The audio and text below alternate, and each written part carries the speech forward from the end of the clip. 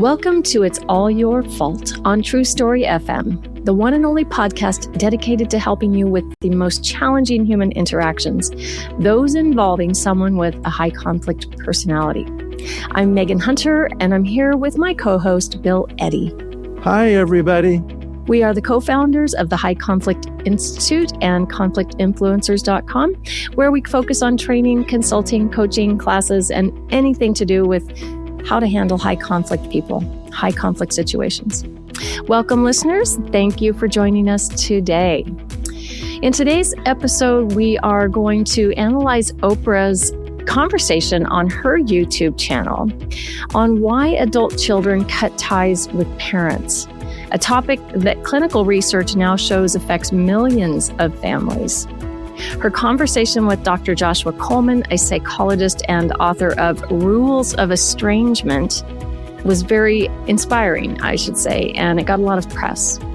So let's break down today what's happening socially, psychologically, and emotionally, and does high conflict have anything to do with it? Who's at fault? Is anyone at fault?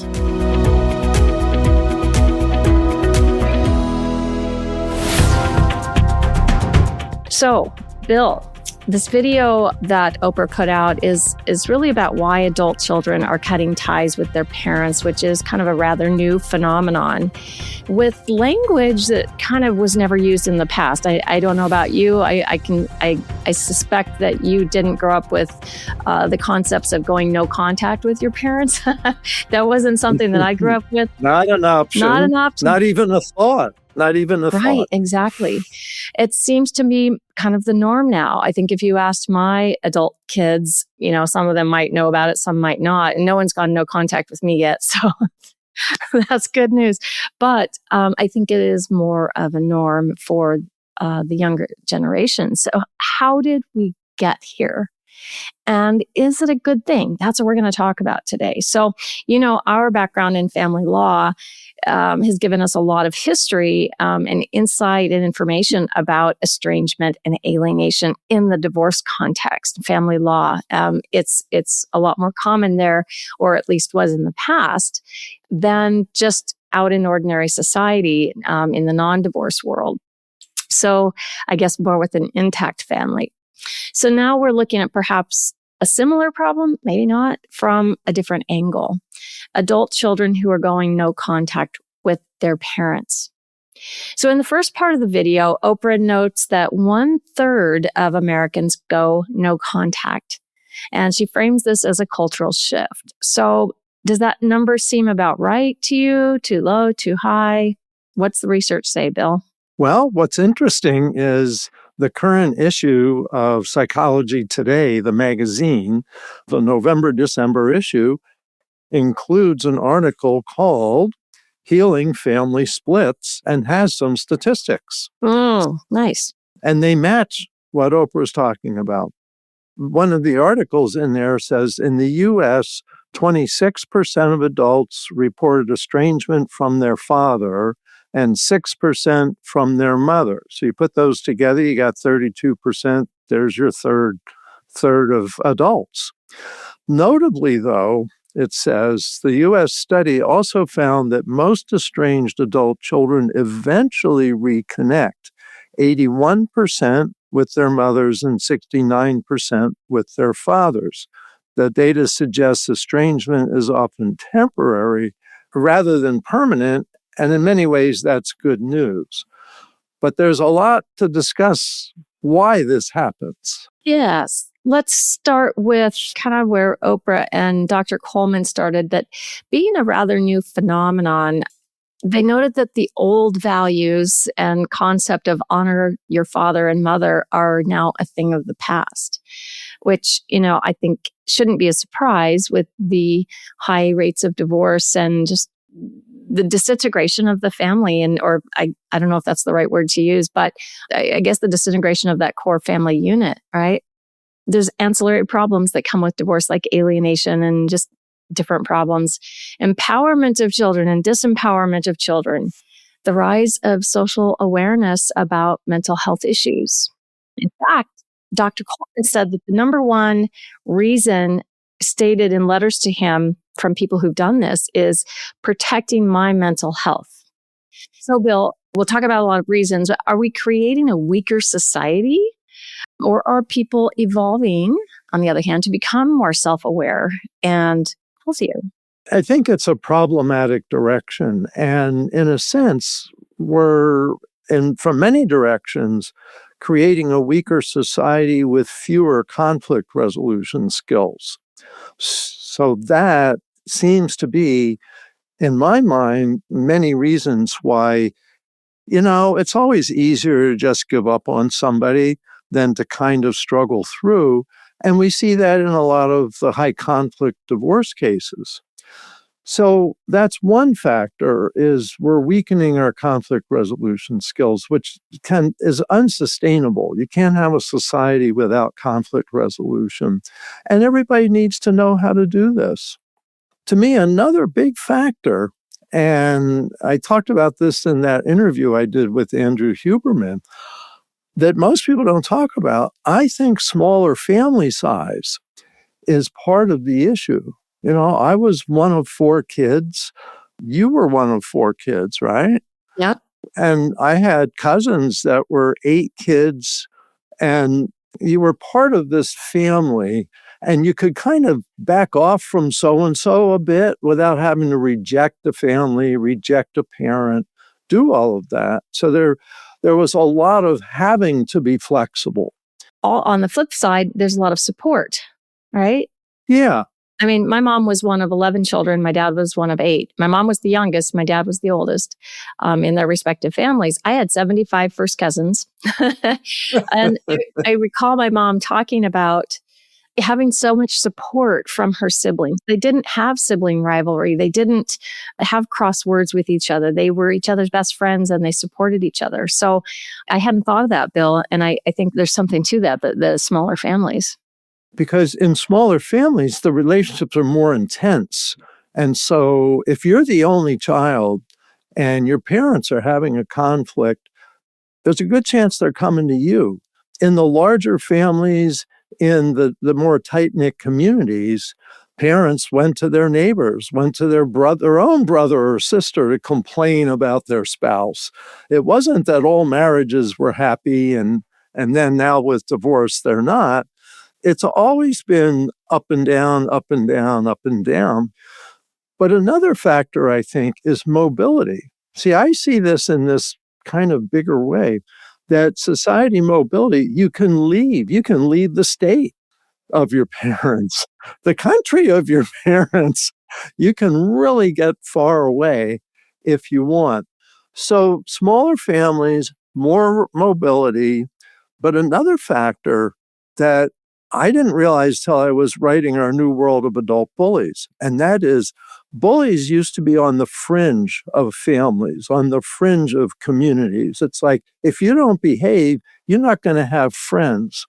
What's happening today is with social media, bullies are finding each other online and reinforcing their bullying behavior and their distorted perceptions. And so what's happening is people are forming new teams, new families that sometimes are quite dysfunctional. And then that team or that new social media family says how rotten your parents were. There's that emotional pull.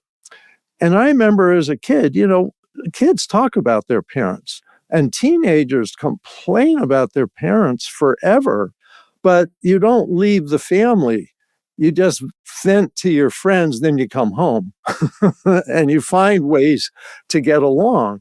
So this new element, I think, of social media communities in Our New World of Adult Bullies book, I call it an anti-community.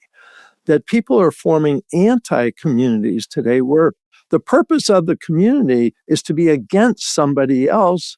And in many cases, that's people's parents. And like you were saying, Megan, about mental health, often these communities talk about mental health and how it's all the parents' fault.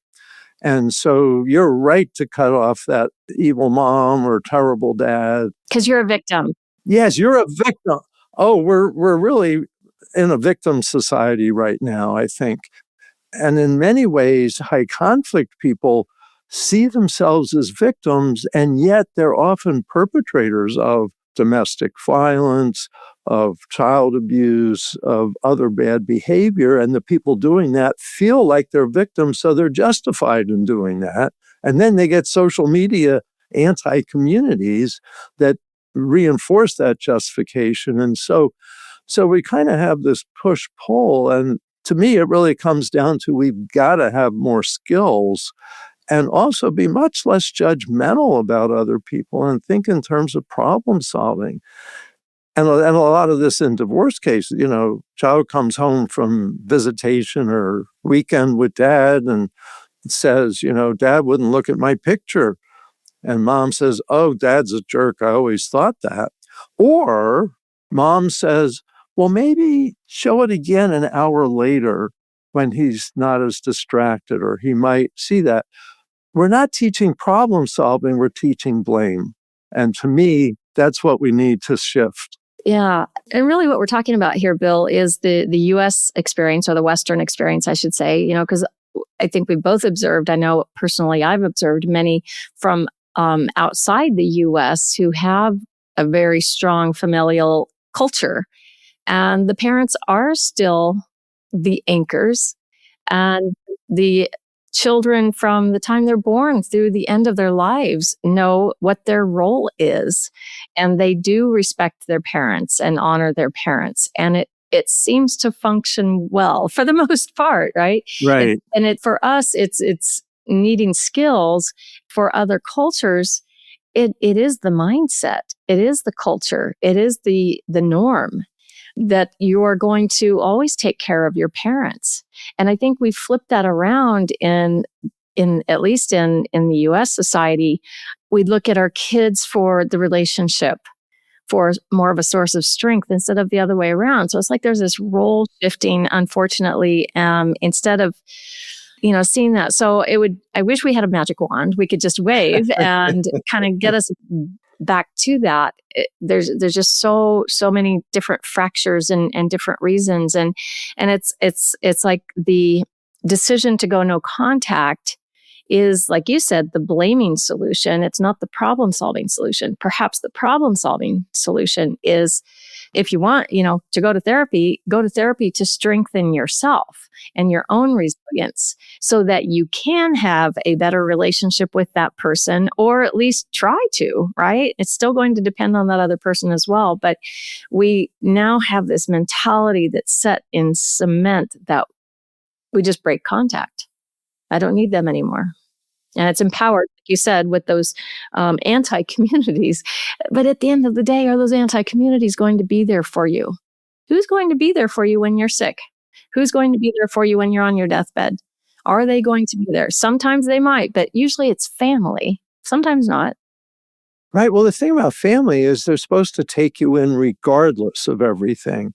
And an anti-community often pushes out its own members because, hey, you really made me angry. I'm cutting you off now. So an anti-community is built around rejecting people. And so anti-communities are unsustainable because they reject each other. But I want to get a kind of a footnote in here. As a therapist and dealing with high conflict, there's a small percent of parents who really you need to get away from to get healthy. And I think of it as more like 3 to 5% of parents. And that I've counseled people whose parents were terribly physically abusive, sexually abusive, verbally abusive. And to get healthy themselves, they need to get away from all those negative messages. And so there are cases where it's appropriate, but I think it's been exaggerated, and that people go, oh, well, my parents, one of those horrible people. Well, what did they do? Well, they look cross-eyed at me, once a year or something, Yeah. something like that. But I also want to add something. This research I read to you, there's also research from Germany, which is similar. And I wanted to mention, it says in Germany, one study found 20% of adults estranged from their father, 9% from their mother. In the US, it was 26% from father, 6% from mother. So Germany isn't all that different. But I think, again, when you're talking about culture, I think the larger families, and also often religion's a factor that holds people together. And so I think of, I'm here not very far from Mexico. It's interesting, the sense of family and happiness in Mexico is much stronger than in the US. And I think part of it is larger families, part of it is Catholic families. The Catholic Church really holds Mexico together more than any church in the United States. And not promoting any specific religions, but the idea that our community supports, like neighborhood centers and not being able to just change states, have also helped in the past, help people hang together even when they were upset with each other. So but the goal to me isn't we can't rewind society. We have to teach skills. We can deal with all this if we learn the right skills. Yeah, because it's the wrong direction. That's the wrong direction. Yeah. Yeah. So I think about not just the breakdown of the relationship then with the adult child's parents, right? That relationship, but it has a ripple effect into others. So I think we can talk about the most kind of public example of this right now is Prince Harry and his wife, Meghan Markle. They're very, their situation is quite public in cutting ties with, in Prince Harry's case, with his father, stepmother, brother, sister-in-law, and presumably niece and nephews. And on Meghan's side, it's been very public knowledge of this rift and cutting off of her own father and siblings. All right. So their two children now, that removes 3 grandparents. So I don't know what the relationship is like between those children and their maternal grandmother, if any. I have no idea. But if so, that's just one grandparent when they could have 4, right? So what does this teach children? And I know your answer, Bill. It doesn't teach them about relationship skills and valuing relationships and conflict resolution skills. I think it's so destabilizing. A lot of kids, especially from high conflict divorce, because that's what I see the most, in their 20s are really uncertain about forming any relationships. And we're looking at that much later, that people are getting married, if they get married. A lot of young adults saying, I'm never going to have kids. Now, I know a lot of adults years ago said that too, and then they had kids. But I think we're seeing a fear of relationships, that, pushing your parents away is easy, but then there's this loss. And a lot of that Psychology Today article talks about the emotional loss. It's like people aren't really happy rejecting all these family members. And that's part of why eventually people do reconcile. But there's a loss there, sometimes 10, 20, 30 years, that people are unstable. So I think it destabilizes young adults, and that they're looking for community. They're looking for relationships and yet frightened of relationships. And that's where we teach about high conflict people, and this is 10% of society, but 90% of society basically isn't preoccupied with blaming others, doesn't have all or nothing thinking. Date those people, They're out there. Children with those. Yeah, have kids with those people. That's 90% of people who can be happy. And also, for high conflict people, work on yourself and find healthy people to be around. Don't find the support group that says everybody else is at fault and we're victims. Find support people that say, hey, work on this, learn some skills, and you can be happier. Yeah, you don't have to bug out because the feelings are big. Yes. You don't have to bug out because you feel like running. That's when you have the instruction, give yourself the instruction to stay and, just shut your mouth for a little bit, sit through the feelings, think about it. Don't don't hash things out. Just maybe seek help to to have a conversation, if that means a therapist or a conflict coach or something like that. But it doesn't need to be just cutting and running, because I feel there's so much value that grandparents and extended family members can bring to young people, to these little grandchildren. And if they don't have that, where are they going to get that? And it's sad. It's very similar to, divorce, when, a child doesn't get to experience much of a relationship with one of the parents and grandparents. There's a lot of grandparent alienation happening as well in our society. So, you're kind of, in a way, extracting something valuable from a child's life, even if you don't think that grandparent or family member is a stellar human being.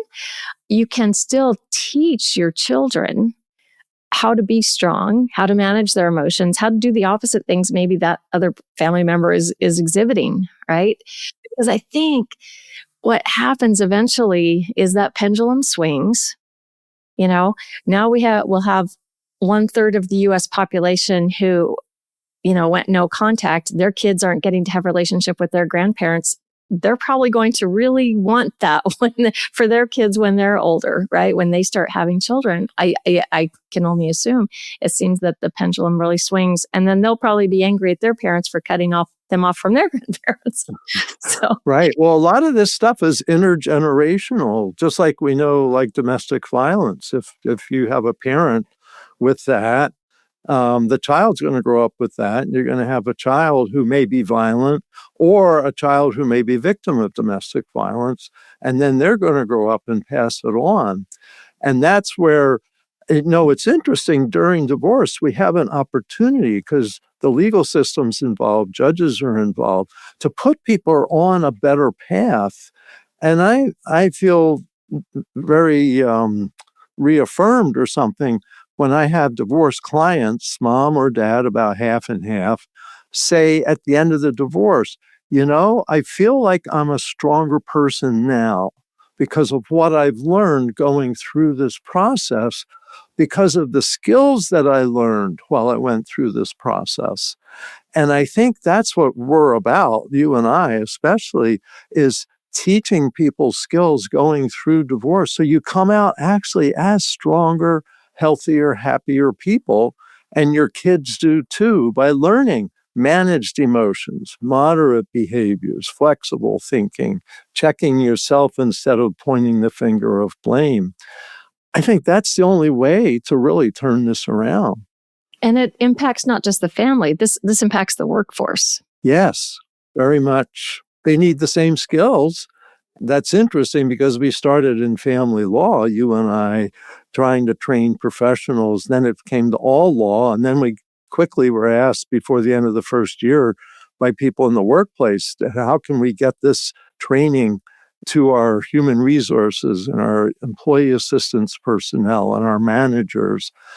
And so that's a lot of what we're doing. And you end up with, if you have a workforce that's full of people who are prone to going no contact, what's your attrition rate going to be when they get mad at you? And, with that victim mentality, when they get mad at the organization and the company, as opposed to someone who's learned to manage their emotions, have moderate behaviors, flexible thinking, and own their stuff, right? And not blame, their resilience is going to be so much higher. And I would think there's no doubt that flows into their career, and having a more stick-to-it attitude, and probably makes for better leaders. Yeah, and they have an opportunity, just like the courts do during divorce.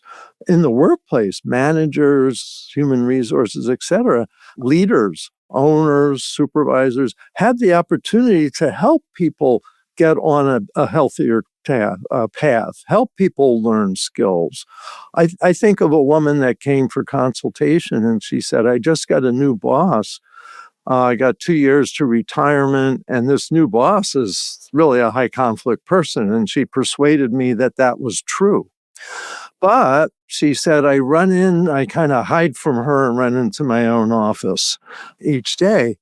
And I said, try learning ear statements showing empathy, attention, or respect.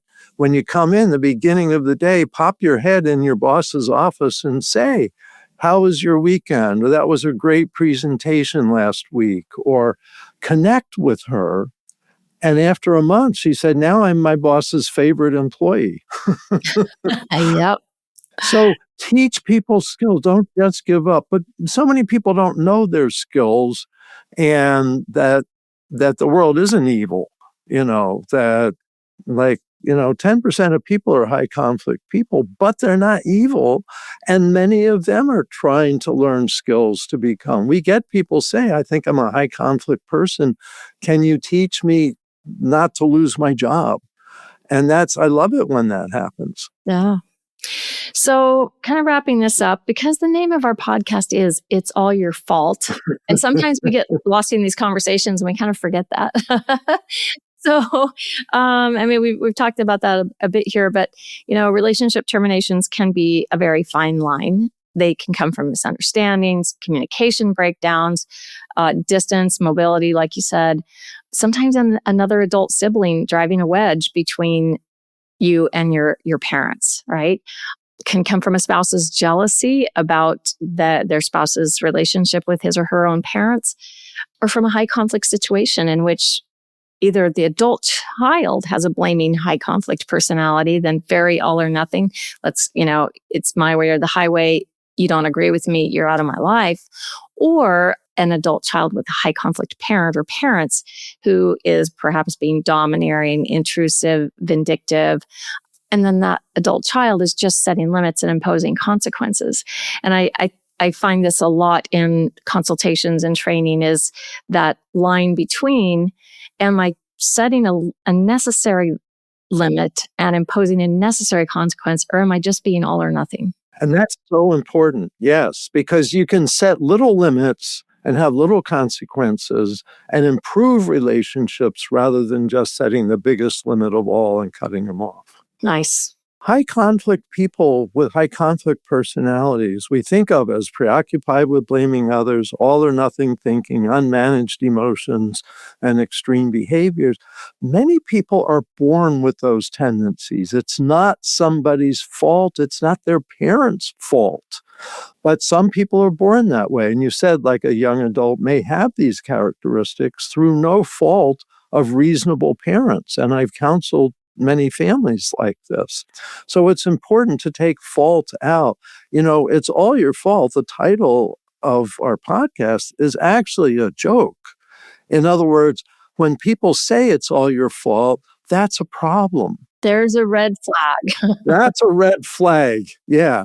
And so the idea is, if you start thinking it's all somebody's fault, then you've got to check yourself.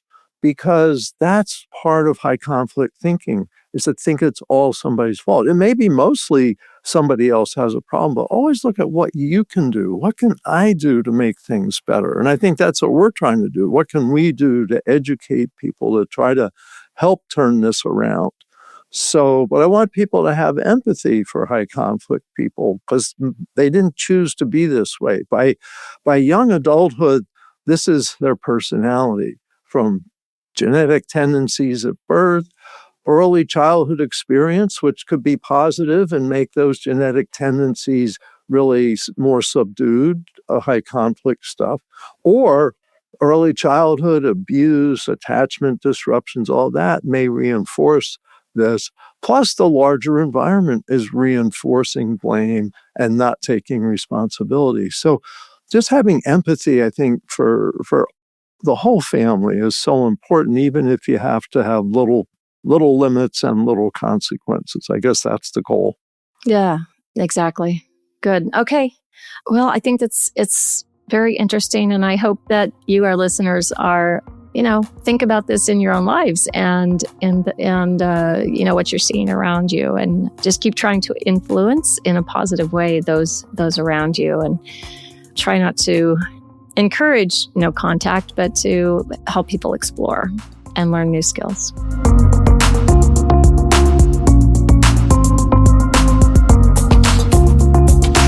Thank you for listening today.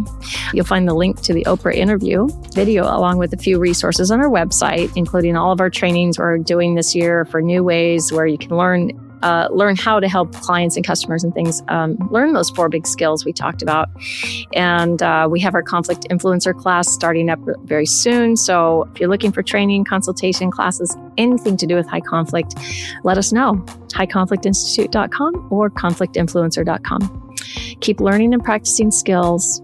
Be kind to yourself and to others while we all try to keep the conflict small and find the missing piece. It's All Your Fault is a production of True Story FM. Engineering by Andy Nelson. Music by Wolf Samuels, John Coggins, and Ziv Moran. Find the show notes, and transcripts at truestory.fm or highconflictinstitute.com/podcast. If your podcast app allows ratings and reviews, please consider doing that for our show.